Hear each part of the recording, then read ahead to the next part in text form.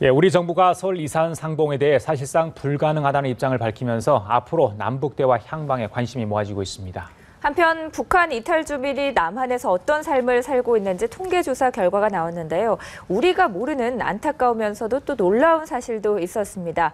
설 전후 남북관계 전망을 해보고요. 또 한국에서 탈북자들의 실태가 어떤지 짚어보겠습니다. 김은광 NK지식인연대 대표, 송지영 전 북한 아나운서와 함께합니다. 네, 어서 오세요. 네, 안녕하십니까.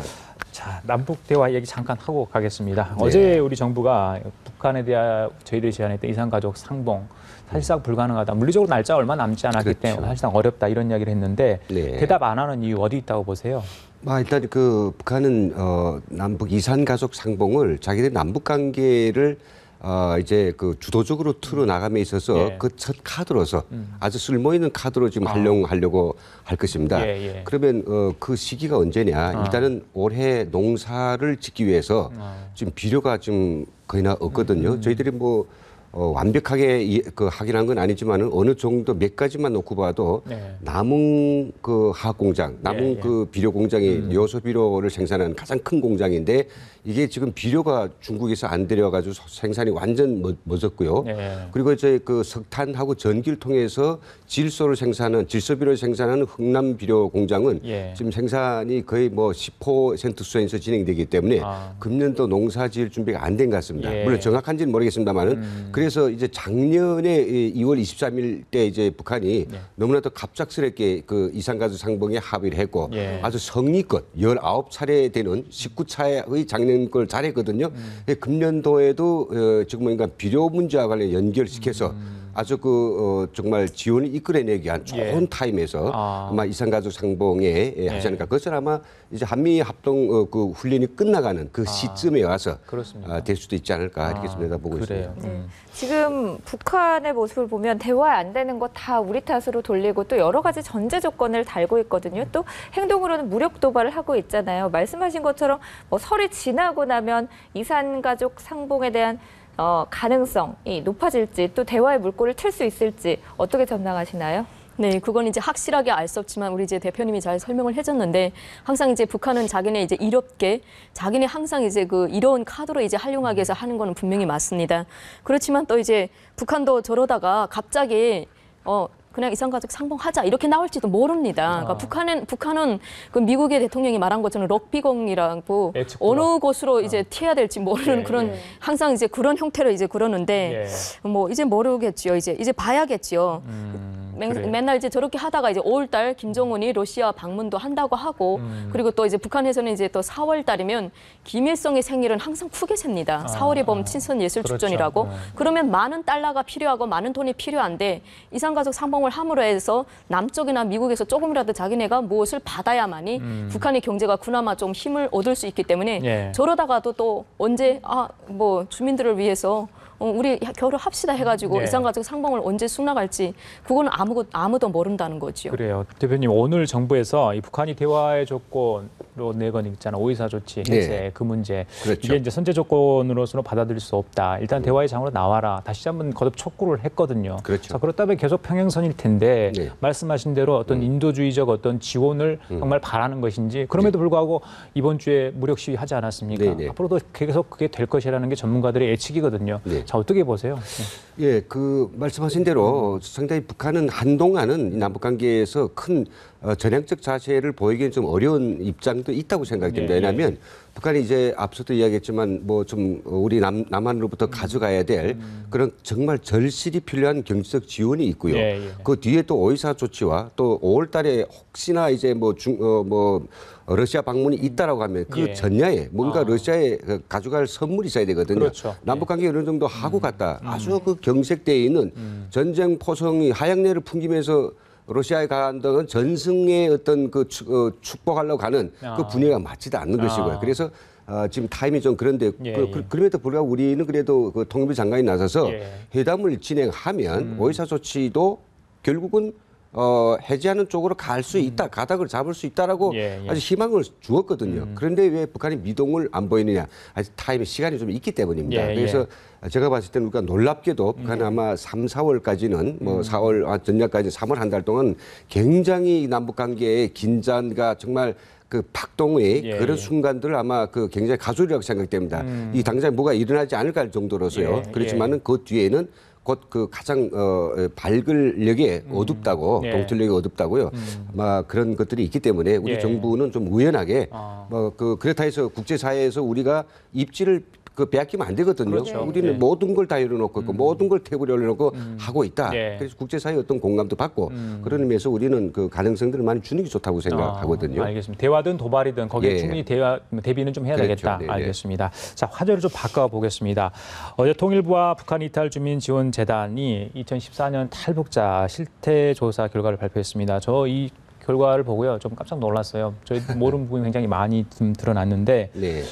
대표님께서 언제 탈북을 하신 거죠? 예, 저는 2004년도 왔으니까 11년 차가 됩니다. 저도 2004년도 9월에 들어왔어요. 같은 시기 2005년도부터 11년 대한민국에. 됐는데 가장 많이 들으셨던 내용이 막 한국에 또 남한 땅을 밟았을 때 감회 어떤 느낌이었는지 그 이야기 잠깐 회고를 한마디만 들어보겠습니다. 저희 예. 궁금해서. 예. 뭐 저는 일단 뭐 예. 너무나도 이제 역동적으로 발전하는 그 사회상 예. 그게 저 멈춰 있는 게 아니라 예. 시기 좀 아주 빨리 가는 그 역동상 그런 것들이 너무 이제 놀라웠어요. 그래요? 물론 뭐 자유롭고 또 풍요롭고 그런 것도 있었지만 예. 너무 사람도 세상도 모든 게 다 빨라고 급히급히 가는 게 너무 참 놀랄 만한. 그랬어요? 예. 예. 송환아. 네, 저도 이제 대한민국에 오니까 정말 밤에 보니까 불야성이 예. 거기서 밤에도 그냥 반짝반짝반짝 빛나고 있고 정말 이제 전기가 흘러 넘치는 나라, 그러니까 경제가 부유한 나라. 예. 그리고 인천공항에 내렸을 때도 너무 사람들이 붐비게 막 움직이고 한가롭게 막 여행 다니고 이런 모습 보면서 저는 북한에서도 뭐 물론 저희 오라버니가 보내준 달러도 받아서 써보고 이랬는데 예, 예. 그냥 자본주의 나라에 가면 하늘에서 돈이 뚝뚝 떨어지고 가면 모든 것이 다 만사 오케이인 줄 알았습니다. 예. 그래요? 아유. 말씀하신 것처럼 이렇게 만사 오케이인 줄 알고 자유를 찾아서 어떤 목숨까지 걸고 남한으로 넘어오신 분들이 많은데요. 사실 와서 정착하는 게 제일 중요하잖아요. 그런데 탈북자 실태 조사를 해봤더니 예. 일반 국민들과 비교해서 탈북자들이 일하는 시간이 더 길고 그런데 월급은 76만 원 정도가 더 적은 것으로 네. 나타났습니다. 실제 실태가 어떻습니까? 글쎄요, 뭐 저는 먼저 총괄 말씀드리면 네. 오는 2만 7천 명 일일이 다 물어본 건 아닙니다만은 총체적으로 이야기하면 그래도 여기 와서 너무나도 이제 자유로움을 만끽하고 있고 예. 또 모든 사람들이 삶이 예전보다는 상당히 이제 풍요로워지는 것에 대해서는 누구든지 다 좋아하죠. 예. 그리고 또 희망도 가지고 뭔가 하면 될 수 있다는 예, 그 예. 자존심도 가졌는데 예, 예. 이번 그 조사는 통일부와 또 이탈주민 지원재단 몇 개 이제 전문 맞습니다. 리서치 기관이 한 예, 건데 예, 예. 사실은 뭐 진짜 그 실상보다는 이 좀 더 양호하게 나온 겁니다. 그렇습니까? 어떤 아, 숫자들은 그런가요? 밝히면 네. 너무 더 격차되니까 형편이 예. 어려운 부분도 그래서 있고. 뭐 실업률 같은 것도 뭐 6.2%라 하지만은 제가 봤을 때는 실업률이 훨씬 더 높다는 거죠. 야. 한 20%는 될 것 같아요. 그래요? 예, 실제로. 근데 뭐 7.6 우리 국민 평균하고 좀 맞추다 보니까 이제 그렇게 됐고요. 그리고 뭐 76만 원 적다라고 하는 것도 물론 전문가들의 표현입니다만은 예, 예. 우리가 생각할 때 탈북자들이 지금 받고 있는 급여 수준에서 예. 어디에 좋은 일자리 있다. 그럼 그거 얼마예요? 150만.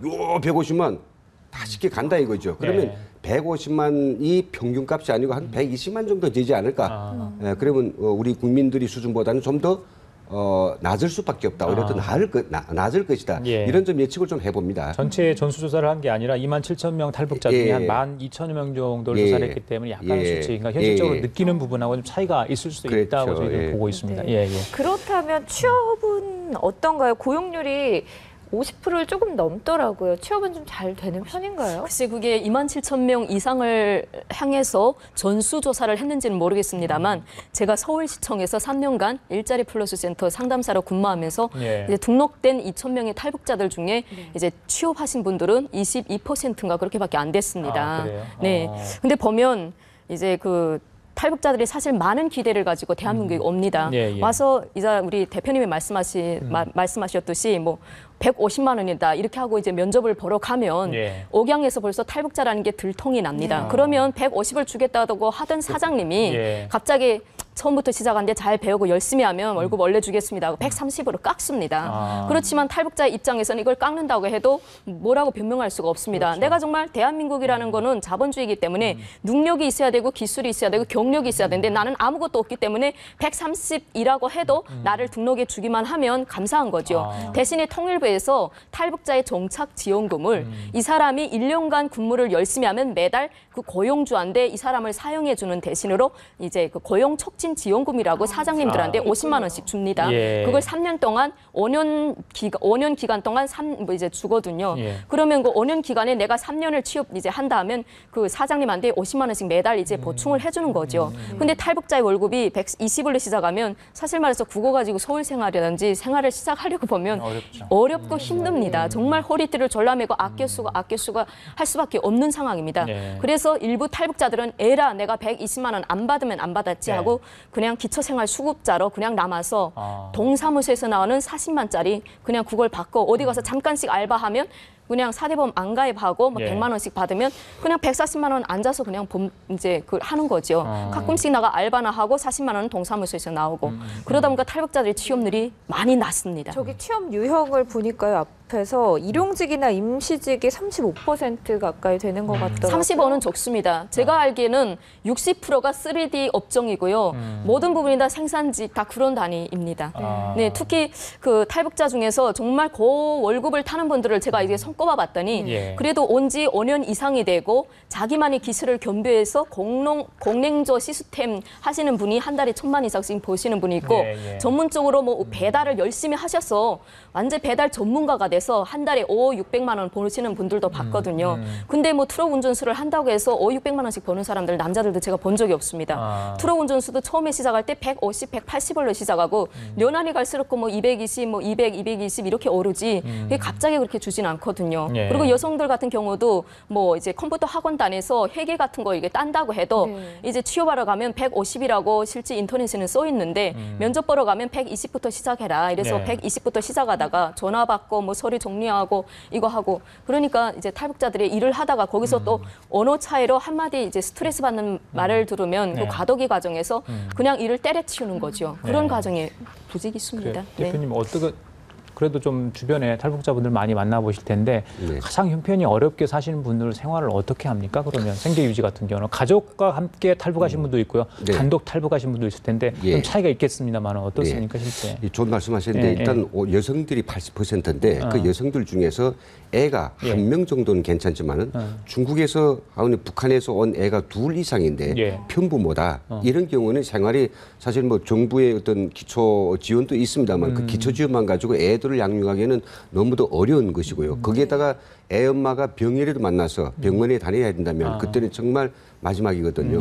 그리고 또 특히 지금 보면 뭐 북한에서 온 우리 그 젊은 친구들 34세까지는 대학에 이제 그 다닐 수 있거든요. 근데 단독 세대로서 대학을 다닌다. 4년간 다닌다. 그러면 국가가 주는 생계비는 54만 원인데 54만 원을 가지고 일단은 뭐 임대료를 좀 관리비를 내야 되겠죠. 그렇죠. 그리고 임대료 내야 되고 관리비, 임대료, 통신비, 먹고 그다음에 책 보고 이게 근본 이 EQL이 각기 나오지 않습니다. 그러면 어떻게 하냐?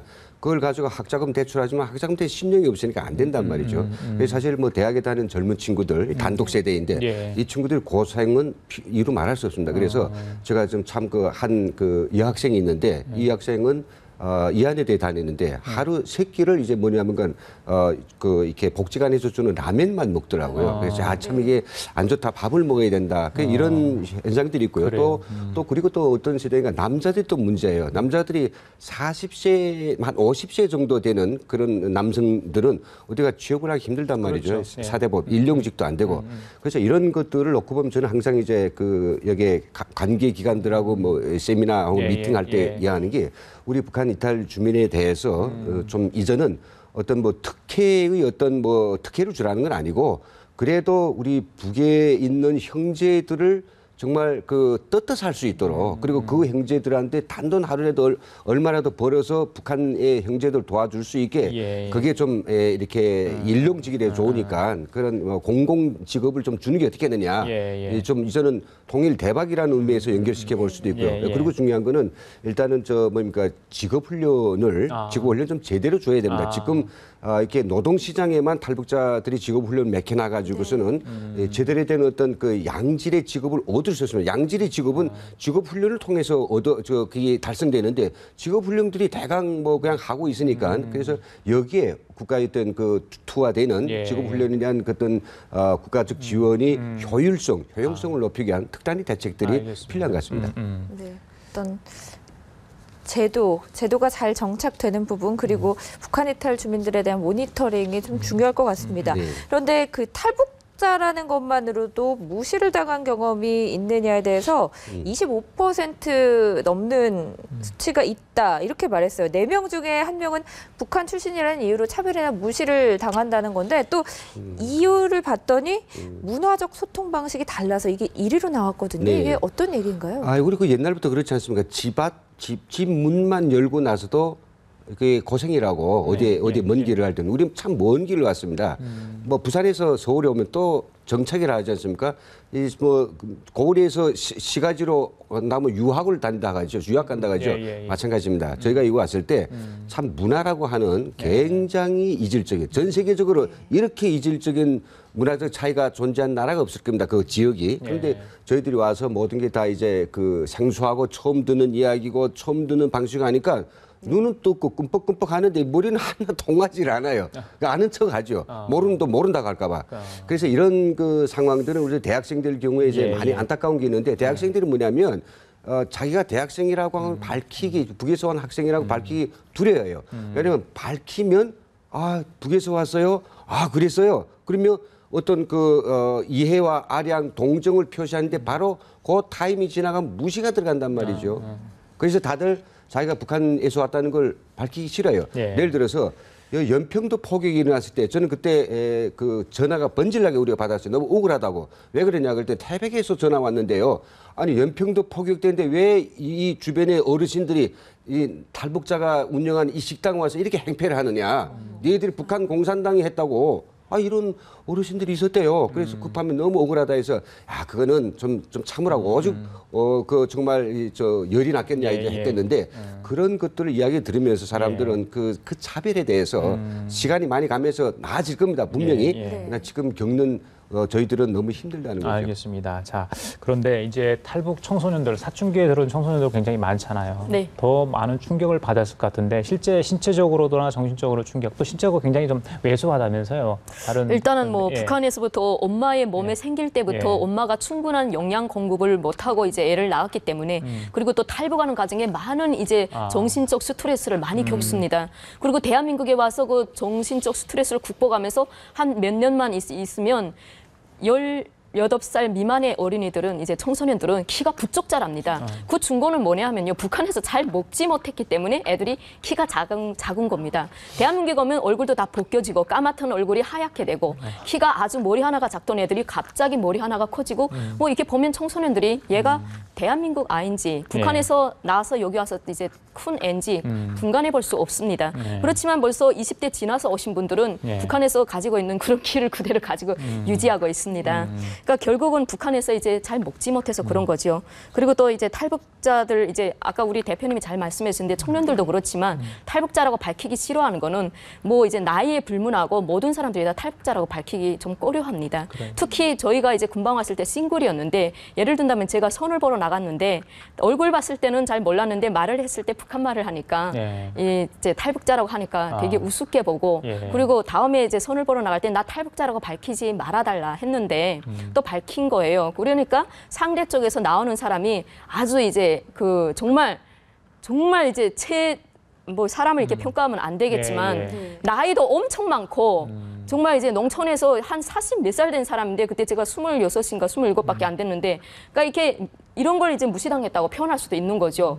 너무 이게 차이를 넘어두는 게 아니냐. 북한에서 왔다고 아무리 GNP가 낮은 북한이지만 원래 대한민국 헌법에는 북한에 있는 국민들도 대한민국 국민이라고 밝혀져 있는데 너무 이제 노골적으로 이제 그런 식으로 하니까 거기서 좀 상처를 조금씩 받더라고요. 근데 그게 정착하는 과정인 거죠. 인정하고 자기가 이제 극복해 나가는 방법밖에 없는 거죠. 알겠습니다. 예. 자, 마지막으로요. 네. 대표님, 이 탈북자 수가 3년 정도에서 계속 좀 줄어들고 있다는데 북한의 어떤 경비, 감시가 좀 더 강화됐기 때문에 그렇습니까? 어떻습니까? 네, 두 가지입니다. 감시가 강화된 것. 그건 이루 말할 수 없이 감시가 강화됐어요. 그런데도 저는 완전히 제로로 뚝 떨어진 게 아니라 그래도 절반 수준. 절반 수준은 들어간 작년도 1,700명이 들어왔습니다. 한 해에.